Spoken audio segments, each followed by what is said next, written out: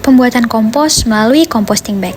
Alat dan bahan yang digunakan adalah yang pertama, composting bag.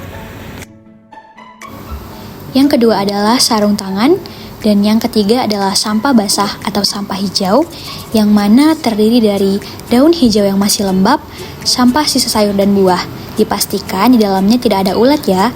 Dan yang ketiga adalah sampah sisa makanan. Jika terdapat tulang dan duri, harus membutuhkan pembersihan yang lebih lanjut, dan hindari makanan yang mengandung minyak. Yang keempat adalah sampah coklat dapat berupa daun kering. Yang kelima, tanah humus, dan yang keenam adalah sekop. Selanjutnya, ada larutan E4 dan larutan molase. Langkah-langkah pembuatan kompos adalah sebagai berikut.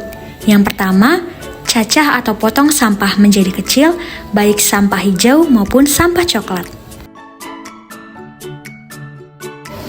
Yang kedua, isi tanah humus secukupnya sebagai lapisan dasar atau lapisan pertama. Tanah humus yang diisi harus diratakan hingga menutupi semua bagian kompos. Yang ketiga, masukkan sampah coklat atau daun kering dan ratakan sampai menutupi semua tanah humus. Yang keempat, masukkan sampah hijau atau sampah basah di lapisan ketiga dan ratakan juga dengan lapisan yang di bawahnya. Yang kelima, di lapisan terakhir tambahkan tanah humus kembali hingga menutupi seluruh lapisan yang ada di bawahnya dan ratakan.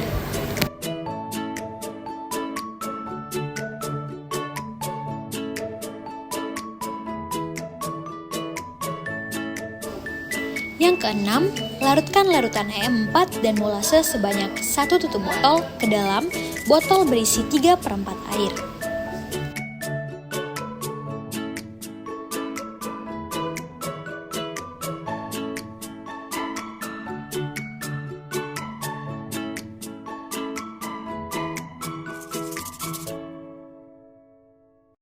Kacau hingga kedua larutan tersebut tercampur dengan sempurna.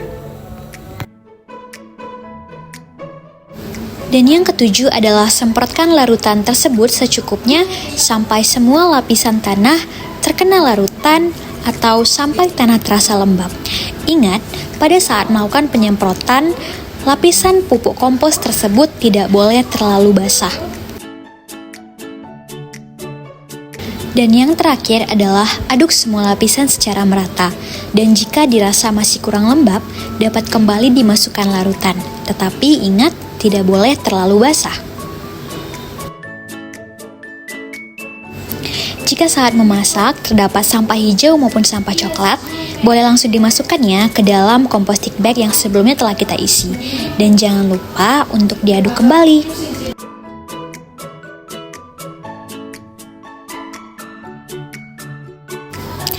Dan jangan lupa agar seminggu sekali tanah humus dimasukkan, diratakan, juga diaduk dengan lapisan sebelumnya. Boleh juga ditambahkan larutan jika dirasa terlalu kering. Setelah melakukan proses composting, jangan lupa agar composting bag-nya ditutup dan dikancing untuk mencegah datangnya lalat maupun insekta lainnya, dan simpanlah pada tempat yang teduh dan jangan terpapar sinar matahari secara langsung. Semangat membuat kompos semuanya!